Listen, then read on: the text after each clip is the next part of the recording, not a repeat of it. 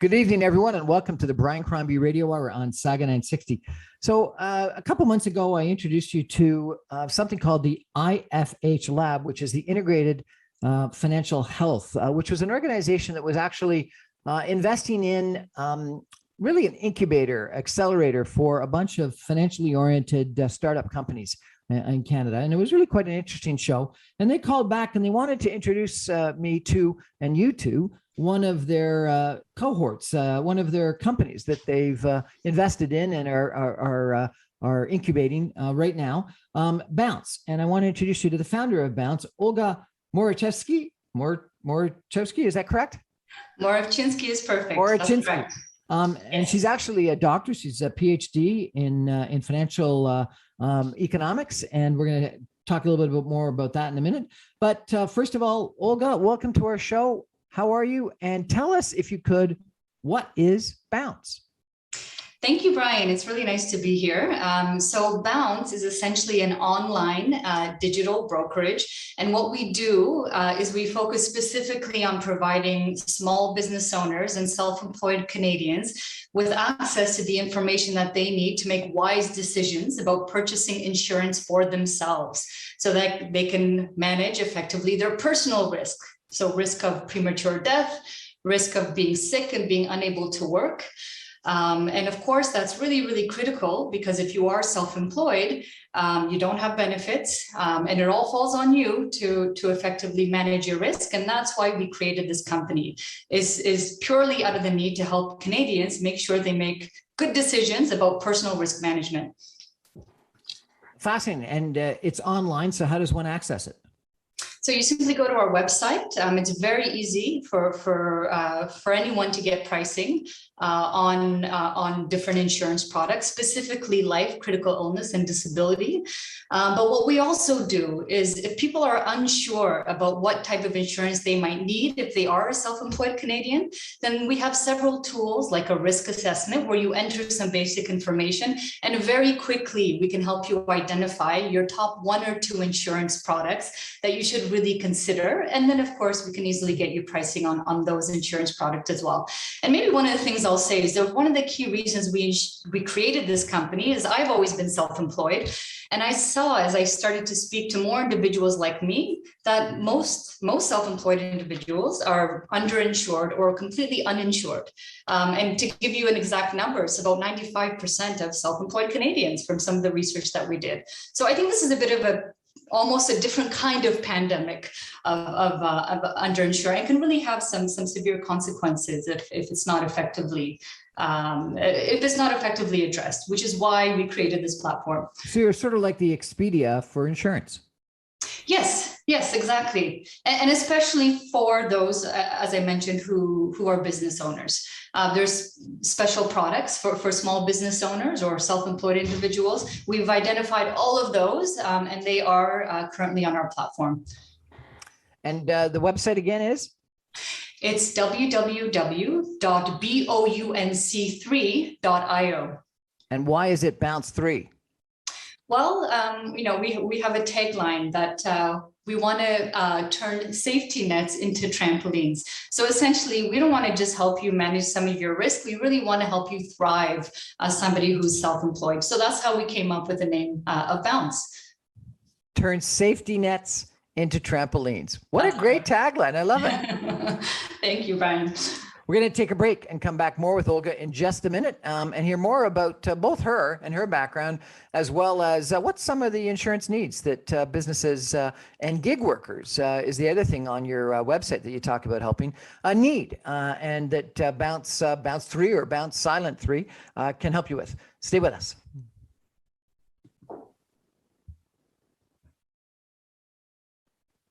Welcome back to the Brian Crombie Radio Hour on Saga 960. So, one of the really fascinating things about my gig here as a radio host is I meet some interesting people and that present some interesting companies. But I want to tell you a little bit about our guest, Olga Morawczynski, tonight, who is a PhD, and she's the founder of an organization that has an online insurance advisory group called Bounc3. That has a tagline of they want to turn safety nets into trampolines. I love that. That's a great trampoline. That's a great trampoline. That's a great tagline. Olga has a MA in International Political Economy from the Brussels School of International Studies at the University of Kent. She has a PhD from the University of Edinburgh in Science and Technology, where she studied digital finance in Kenya. Digital finance in Kenya. We're going to have to ask you a little bit about that. And she was awarded the Microsoft Research Scholarship for Innovative Research. She was a research assistant at Ryerson University. She was a consultant at the Bill and Melinda Gates Foundation. She was a consultant at something called a CGAP that was digital finance in East Africa. She was a visiting researcher at Microsoft. She was a financial inclusion consultant in northern Uganda. She was a head of Appleby Money in Kampala, Uganda. She was a digital financial services advisor in KPMG in Uganda, in Kampala, Uganda. She was a co-founder of Polo Safaris in Kampala, Uganda. She was a digital financial services advisor with the World Bank. She was a digital financial services specialist with the United Nations. And then she came to Canada and started working for MasterCard as a senior program manager, then a digital finance and future of work consultant with the World Bank. And then finally, she founded Bounc3. Quite the resume and career. Tell us a little bit about Africa. What took you to Kenya and Uganda and got you so interested in East Asia finance? Yeah, so that's a great question. But I think one thing that I've always been passionate about is how we can use technology to improve financial health. And I went to Kenya originally as a student, and they had this really interesting technology in Kenya where people were sending money on phones. And I saw there just how, if technology and if financial products are designed in the right way, just how they can really revolutionize an individual's financial health and really improve financial health. And I saw children being saved from, malaria and horrible diseases because suddenly their mothers or parents or grandparents were able to receive money through their phones and immediately get treatment. So it goes beyond just the financial health. You can respond to crisis with the right financial products, and you can better position, I think, your family to improve their livelihoods and their wealth. And from that moment, when I was in Africa, I was hooked. And my entire career has really been around designing products and trying to experiment with them in different countries to figure out how we can help people better manage, protect, invest their money. And when I came back to Canada, I saw that we also had segments that really needed more attention when it came to financial health. And so I guess even with Bounc3, that's really where my journey continued, taking everything that I had learned, applying the power of technology, and really working to make sure that we make substantive improvements. So how long did you spend in Africa? So I think in Africa it was about 10 years. In Africa, but in between that time, we were in Asia as well. We did a lot of work in India, and really across different contexts. It's not really different in terms of how we manage risk, how we can effectively align ourselves and using technology for more effectively managing our money. So it was an interesting journey over the past, definitely over the past decade. And 6 years in the UK in your MA and your PhD? Yeah, so the PhD was about 3 years, but I was going back to Africa and Asia throughout that time because I really wanted to quickly leave academia just to experiment with all that I learned and really to apply my knowledge. And it was a year in Belgium for the master's. I thought I was going to be a diplomat, and that didn't work out. But I'm glad it didn't, because I think where my career took me was far more interesting than academia, of course. And are you from Toronto or from Canada originally? Yes, I grew up here. So most of my I guess my schooling was mainly abroad, but my early years were in Canada. So it's exciting to be back. At the Bill and Melinda Gates Foundation, you were working on understanding early success factors of breakthrough innovation. What are the early success factors of breakthrough innovation? We're still trying to figure that out. But one of the things that I think is really I thought you co-authored something 12 years ago that figured it out. We're working on it, I'm telling you, and it's always changing. But one of the things that we saw early on with the technologies across the world that do well are ones that are designed for users. So if we know where the pain points are, what makes it hard for people to understand or engage with finance, which is in our case what we were designing, and you can constantly work to make it easy and seamless. That's really whether you're in Africa and trying to launch a technology in the slum, or whether you're in Canada and trying to launch a technology in the city. It's very much some of the same principles apply. Now, of all the jobs, the one that looks the most interesting is Polo Safaris, that you were organizing a company that offered niche holidays that combined polo and safaris around East Africa. That's correct. Yes. Tell me about that. That sounds fascinating. Well, where we lived, when I was living in Uganda, we lived on quite a large sugar plantation, and we had a polo club at the sugar plantation. And we had a lot of people who were interested in polo. So what we did is we flew them down, and we did this not specifically because we were trying to look for revenue generating business. We did this because we needed more people to play polo with. So we made it into a safari holiday business, and they came and they discovered East Africa. And at the same time, they were able to play polo on some of the most beautiful fields and I think in the world, surrounded by sugarcane and lots of beautiful vistas of the River Nile, which is where Uganda sits. So it was quite an adventure, and we got to meet some wonderful people from across the world. Okay, I've got to ask, how did you get into being a polo player? So, I always loved riding. And the one nice thing about living in a place like East Africa is that there's not a lot of people, there's not a huge expat community. So you get to try things for the first time. So, I learned to play polo when I was there. I learned how to fly a plane when I was there. And these are typically things which seem so out of reach when you're in other parts of the world. But when you have so much accessible to you, and it's much cheaper, of course, when you're living in that part of the world, then you take the opportunity and you have a bit of fun apart from working hard all the time. What motivated you to come back to Canada after such an incredible, rich experience in East Africa? I had felt for a long time, really the need to take everything that I've learned over the past 10 years and to figure out how I can apply that to my own backyard.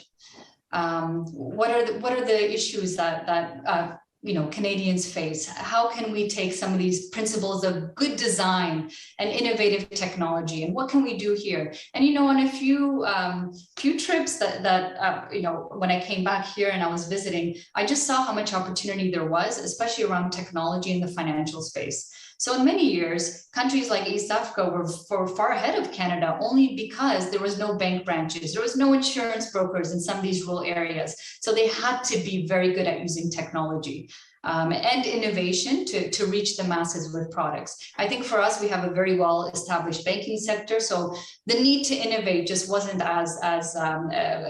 as huge here. So I think we're a little bit, believe it or not, in some cases, a little bit further behind East Africa and Asia when it comes to cutting edge technology.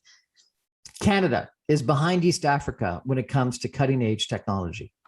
In some verticals, absolutely. Really? Absolutely. So I've spent some time in Nigeria, and I was impressed with the use of mobile telephones. And they were doing, as you said, their banking, almost all of their banking was on the mobile telephone. There didn't appear to be any, hard wires. Everything was cell phone related, and they were using it, in the outdoor markets, paying by cell phone in the outdoor markets. So it's almost as if, even though the retail establishment hadn't matured the way that Western retail had, the financial services had. And if anything, as you say, had almost jumped to technology age. Yes. Yeah. In some cases, innovation really comes from scarcity, and it comes from major gaps. And in some of these places, especially when it comes to financial services, there was a lot of gaps. So that's why, a lot of banks were pushed to be more creative. And everyone had a phone.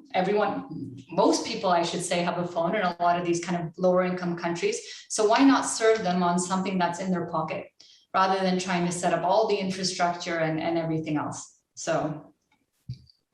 What a fascinating career you've had. And now you've launched an entrepreneurial business, and you're trying to have an impact here in Canada. Tell me, you're part of this group with an accelerator that assists you. How did you connect up with them? So I've been part of the startup ecosystem for the past couple of years as I've been really thinking about how to effectively design a company that really has value. And I came across the Innovative Financial Health Lab, which is run by FinTech's Cadence. And it's a really nice community of like-minded entrepreneurs who are interested in improving the financial health of Canadians. So we quickly, we came together and we thought about how we do this well, how we share lessons from some of our innovation and experimentation, and how we work together to really kind of tackle these big gaps we see in financial health across the country. And what do they do that actually helps you? Is it money? Is it networking? Is it advice? What is it? So it's a program that runs over several months, and they do a number of different things. But I would say the things that are most valuable are really putting us in touch with some of the leading minds and leading organizations that are working to improve financial health. So this could be large financial companies or insurance companies or banks. It could be investors, of course, when you're ready to really grow the business, you want to be positioned and have the right connections with the individuals who can support you financially and otherwise. And it's also other companies like mine. As an entrepreneur, it's an exciting journey, but it's also really hard.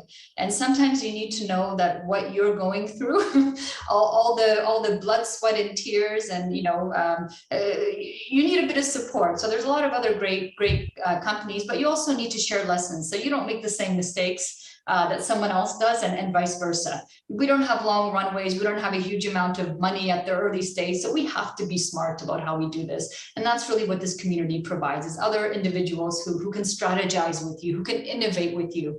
And that's really valuable for an entrepreneur like me. We're chatting tonight with Olga Morawczynski. Is that right? Morawczynski? Perfect. Who is the founder of an organization called Bounc3, which is an insurance provider, an insurance advisor for entrepreneurs, for individuals and people in the gig economy. We're going to come back after a message and chat a little bit more about Olga, about exactly what some of these products are that people need, that are entrepreneurs and or individuals in the gig economy. Stay with us.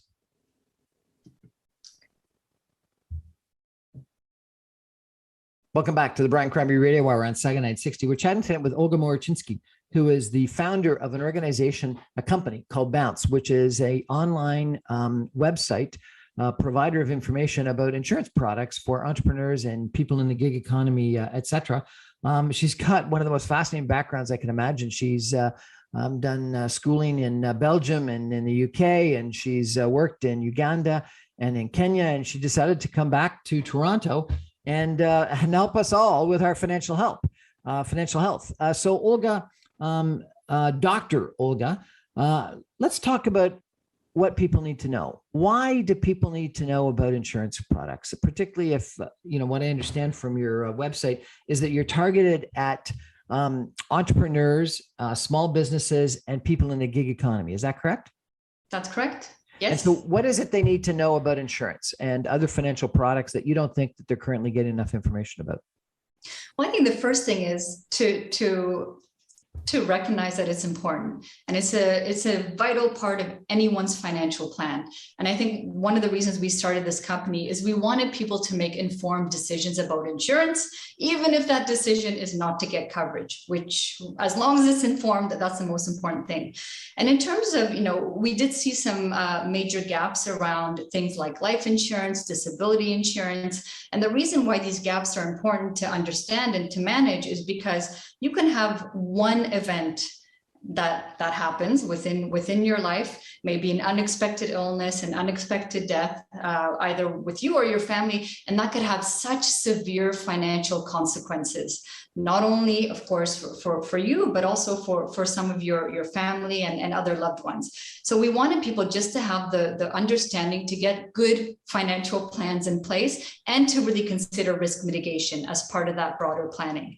So we put a couple of things on our platform: life life insurance, we have disability insurance, and these are very different products which cover very different risk. Of course, life insurance is unexpected death.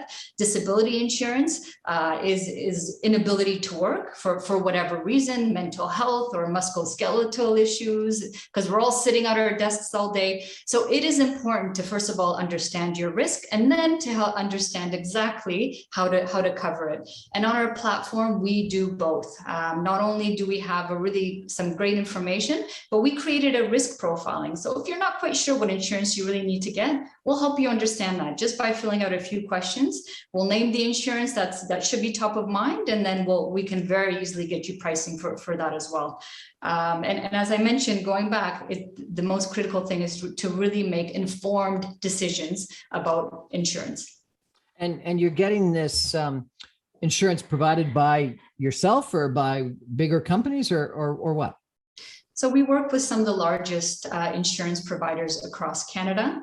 But I think what makes us quite unique is we have gone around from insurance company to insurance company, and we have only brought onto our platform the products that are best suited to individuals who are self-employed or small business owners. And there is variation in insurance products that different companies are offering. And it's not just price. There's certain product features, for example, that make one product better suited for you if you're self-employed over another. And I'll have to say the reason I found that out is because initially I was rejected from insurance when I became self-employed living in Canada. And I knew that there was, and I did a bit of research. Eventually I found a company that was going to cover us. So it's important to understand those distinctions, and we've brought those products onto our platform. So it's really quite easy for somebody to navigate, to understand, to get pricing, and obviously to get covered. Now, most people were going to get insurance from their friend or their relative or something like that, who's an insurance broker with some insurance company. Isn't that sort of the typical way people get insurance? It is, but insurance is changing. The landscape is changing. What individuals want and how they want to purchase things is also changing. And I think, when I, again, became self-employed, I went to see 3 or 4 different brokers. Everybody was giving me different advice from different companies. And no one really focus specifically on somebody like me who was self-employed. So I wanted to create a platform where people could get information and make decisions on their own without anyone pushing this stuff, too much into their face, because we're great consumers. Once we have the information, we can make good decisions for ourselves. You've stressed several times that it's for the self-employed. Why is insurance for the self-employed so much different? Because they get turned down by insurance companies, or because it's not being provided by the employer? Why is it so much different? Well, I think first of all, self-employed individuals have some of the highest rates of being essentially underinsured or uninsured because we don't have benefits. So it really falls on us to go out and do the work and do the research and to get coverage. No employer is going to do that for us. So that was, I guess, the primary reason. And not to get too much into the weeds of this, but some companies do underwriting slightly differently. So there's some insurance products out there, just because of the nature of how they do their underwriting process, that are just better suited to individuals who are self-employed. The reason I was rejected when I tried to buy insurance years ago is because I just became self-employed and I could improve income for the next 2-3 years. So they don't want to insure me at that stage. So there are companies that will make it much easier for you to get that type of coverage and have allowances and different underwriting processes. And that's, as I mentioned, important. It's important to know those distinctions. On your website, you've got a big button for risk profile. How do you assess people's risk profile? So we've created some algorithms really based on, years and years of research, and also by looking at the biggest risks that Canadians face. It's surprising. A lot of people don't actually know the data behind this. So the first thing we wanted people to understand, even before we try to, point them to any type of insurance, is what that risk is. What is your biggest risk? And then once you understand that, And of course, it changes whether you're male or female. It changes depending on your age. It changes depending on the type of job you have. Once you understand that, it's much easier then to make a connection to insurance. So we thought again, going back to people should make informed decisions about whether or not to purchase. We wanted just to start there. Let's understand what our risks are and then figure out the rest. And do many people take this risk profile and not buy, or do people typically buy some insurance from you? No, we're seeing actually quite a number of people who take the risk profile, buy eventually. Often the risk is the first stage in understanding your insurance needs, but then we do spend a bit more time educating clients. We have short videos and short little articles to really dig a bit deeper along some of these risks and to help again make that purchase decision. So we do see both, and I think a lot of people it's a lot of information to take in. People want to absorb this stuff, make sure they're making the right decisions. But we have all the tools on our platform to help individuals do that. How long have you been online, up and running? So actually, since January, we have been up and running, but we have been working on this for over 2 years. And before I did anything, before I got we got any of our licenses or really set this up, we spent the year just speaking to hundreds of self-employed people and just said, what is the biggest risk that individuals face related to their financial health? And this came out very clearly. So it's been a bit of a passion project. It's been a lot of experimentation, but I think we've really got something here now. Now you keep on using the royal we. Is it you plus a team or just you?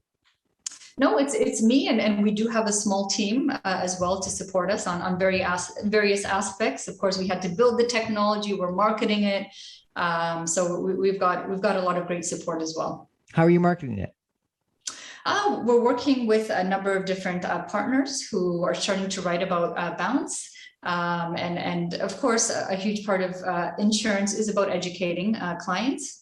So we've got some great referral relationships. We're starting to also do direct to customer, some great videos, really explaining some key aspects of insurance.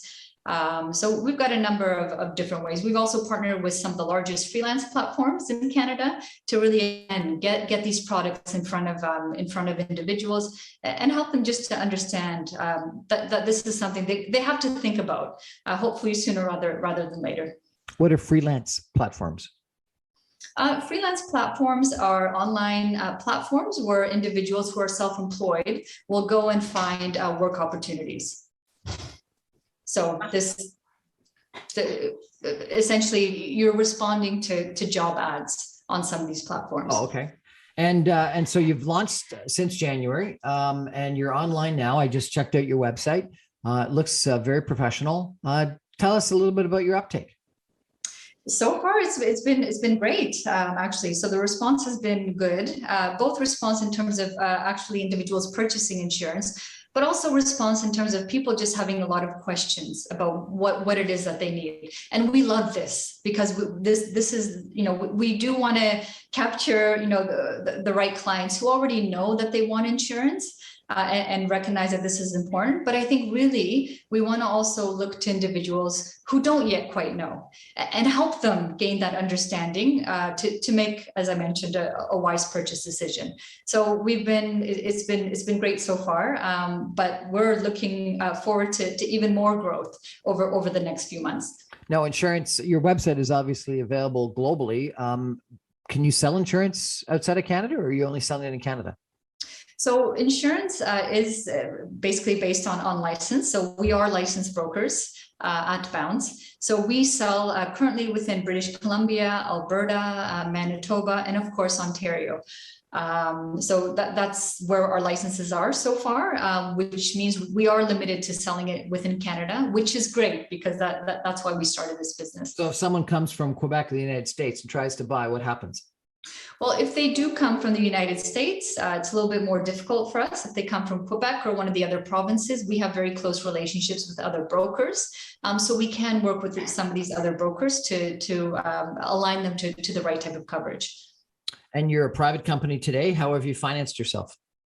So up until now, we have financed ourselves basically through friends and family. And as all early stage entrepreneurs do, you spend the first few months really building, investing, putting every bit of your savings into building this. And we are trying to go as long as possible without fundraising, because I think we really have something here. And if we can be a sustainable business from the beginning, I think there's not enough said about how great that is within our entrepreneurial VC community. Do you think you're going to be doing a VC round? I think at some stage, but up until now, we have managed to not only stay afloat, but have enough capital to grow just from our market response. Are there other online insurance ventures just like yours? There's a few others in Canada as well. I think the key difference with us, though, is that we are very focused on this particular segment. Not saying you can't buy insurance if you're not self-employed or a small business owner, but we just specifically, in terms of how we tailor our information and the products that we have for our platform, that is really our primary target. Are your ambitions to go public, to go to the United States, or just stay private in Canada? Our ambitions so far are to grow within the Canadian market, and more than anything, really to educate individuals who haven't been thinking, as I mentioned, about insurance. But right now, we are looking domestically for our growth, and then after that, I guess we'll see. There's a lot of self-employed individuals across the world, in the United States, in Africa. The majority of the working force is, in fact, self-employed, as I learned. So the opportunity, I think, is global, but we want to make sure we get it right first within the Canadian context before we start looking elsewhere. Will you take it back to Africa? Maybe that could be, there's, if you think there's an insurance gap there, it's significantly higher in some of these African markets. Not only because there's far less insurance companies like we do have in Canada, but in many cases, insurance is really, the way it's structured today is far too expensive for many of the individuals in Africa earning about $1 a day.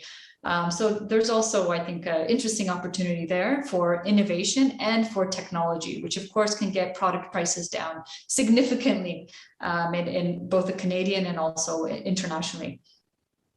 What a fascinating business that you've entered in, and you've become passionate about insurance and about providing insurance to self-employed people. Absolutely, it's a huge, I think, opportunity for the market, and I think also in terms of all the work that I've been doing around financial health, there is no other problem I think that's worth tackling right now. Within the Canadian context than this. There's a huge gap. And there's also a big turnover in terms of a lot of brokers are leaving, insurance brokers who have been in this space for forever. So I think consistently there's going to be more of an opportunity for technology to come in and really provide the expertise of 100 of the brightest brokers, but to really be able to put that onto one platform, build the right algorithms, and really kind of revolutionize the way that we sell insurance and purchase insurance, of course, as clients. Olga Morawczynski, thank you so much. What a fascinating, passionate pleasure that you've got to expand Canadian financial literacy and access to insurance through your online platform. We're going to take a break, and I'm going to come back with some concluding comments with Olga, Dr. Olga, in just a minute. Stay with us, everybody.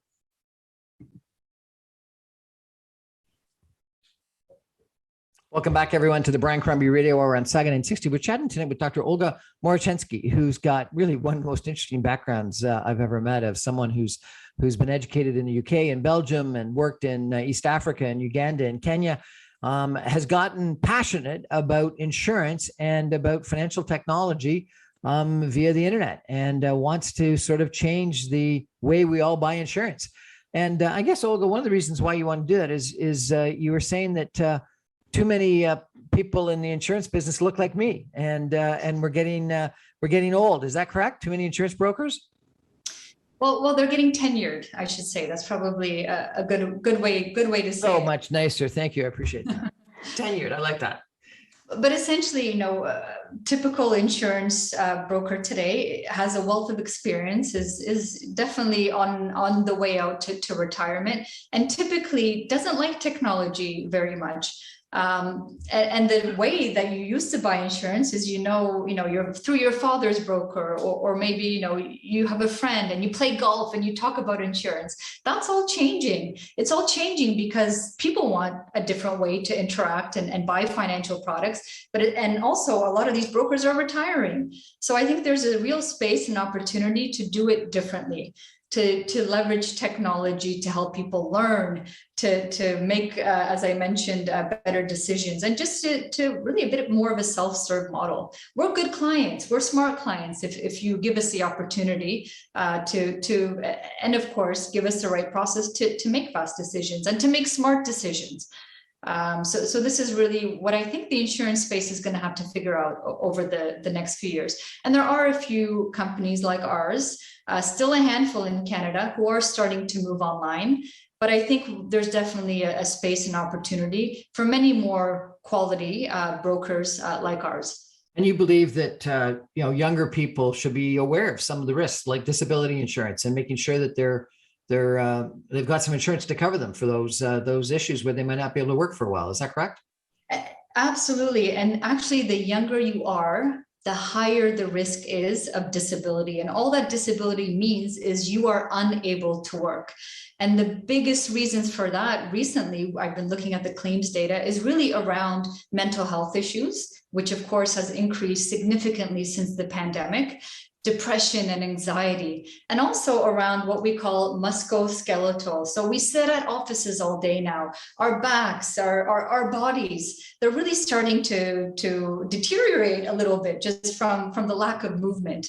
And actually, the numbers are much higher than people realize. If you're, let's say, 30-year-old, you have about a 53% chance of becoming unable to work throughout your working life. And you will be out of work on average 3 years. A lot of people do not have the emergency savings to not work for 3 years and to cover their mortgage and their car payments and support their children or other family members. So this is exactly what I mean. If you choose to forgo insurance, then we always say, well, make sure you have that emergency savings to be able to cover that risk. But again, it's about making some of those wise decisions around your risk mitigation. So you made the decision to, after a very illustrious career, launch an entrepreneurial business. What was the key to that? Was it internal passion? Was it support from family and friends? What was it? Certainly internal passion. I think it's hard to be so passionate about some cause and work within an organization, even an organization that's so mission aligned, because you always want to be trying different things or taking different directions. So I think I was always the most passionate, innovative person within, these different organizations that I worked with. But also, I have, and every entrepreneur needs this. And especially if you're a female entrepreneur and a mother, you need the support of your significant other if you're going to basically go on a journey like this, because you're working long hours and it's really stressful, and of course you're not earning a lot of money, especially in the first few months of a business like this. So if I didn't have backing of good family, good friends, a wonderful partner, it would have been much more difficult for me. So both in terms of my passion and circumstance and support is why I was able to go on this quite crazy entrepreneurial journey. If people want to check out your company and maybe buy some insurance, how do they do that? What's the website? So our website is www.bounc, and it's Bounc3.io. And the fastest way to do it is just to get a fast quote. So enter some basic data and just start to get some price information if you know what type of insurance you need. If you don't, and you're just at a point where you're trying to experiment and really learn a bit more about your own risk, I definitely suggest you go to something called the risk profiling. You enter a bit of information and we'll give you your top 1 or 2 products. It doesn't have to be complicated. We've tried to make it easy. And of course, there's always licensed brokers behind our platform to support questions. And we're always there to chat to individuals just to help them understand what coverage makes sense for their individual situation. Olga Morawczynski, founder of Bounc, spelled without an E, but with a 3, and it's .io. Is that correct? .io. That's correct. .io, an insurance company that is online for people that are self-employed entrepreneurs or in the gig economy. Check it out. I think Dr. Olga's got something going here. Thanks for joining us, everybody. Thank you, Olga. Really appreciate the education in the insurance business. Thank you for having me, Brian.